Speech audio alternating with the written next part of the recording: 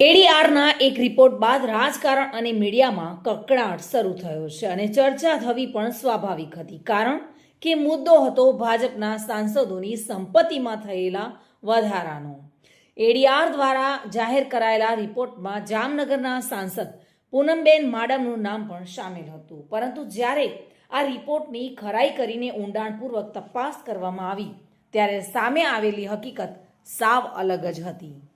સૌપ્રથમ એક મહત્વની બાબત સ્પષ્ટ કરવી જરૂરી છે કે એડીઆર દ્વારા જાહેર કરાયેલા આંકડા માત્ર પૂનમબેન માડમની વ્યક્તિગત સંપત્તિ નથી. તેમાં સેલ્ફ, પતિ અને હોફ, હિન્દુ અવિભક્ત કુટુંબ ત્રણેયની સંપત્તિનો સમાવેશ થાય છે. આ હકીકત અનેક સમાચાર માધ્યમો અને સોશિયલ મીડિયામાં અવગણવામાં આવી ગયા છે.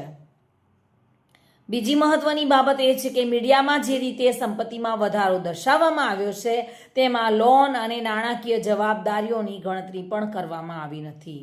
છેલ્લા 10 વર્ષમાં કુલ સંપત્તિમાં અંદાજે 130 કરોડનો વધારો નોંધાયો છે, પરંતુ તેની સામે ₹46 કરોડ 75 લાખ જેટલી લોન અને જવાબદારીઓ પણ વધી છે. આ બંને બાદ કરતા વાસ્તવિક નેટ વધારો માત્ર ₹83 કરોડ 25 લાખનો થાય છે, જેને રાતોરાત વધારો થયો કહેવાનું યોગ્ય નથી કહી શકાતું.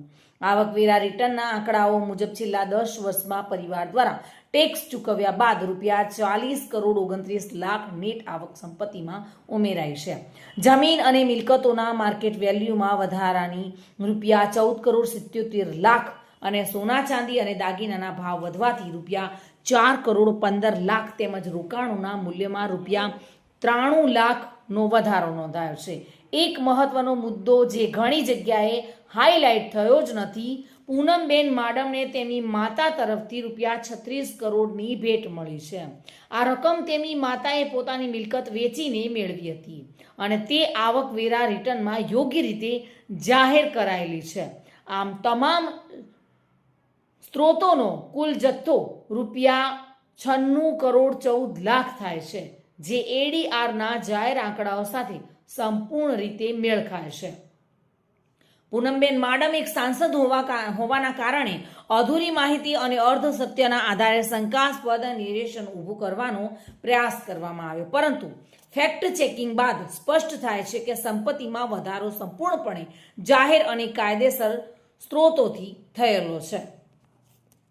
Bureau report, today Gujarati news.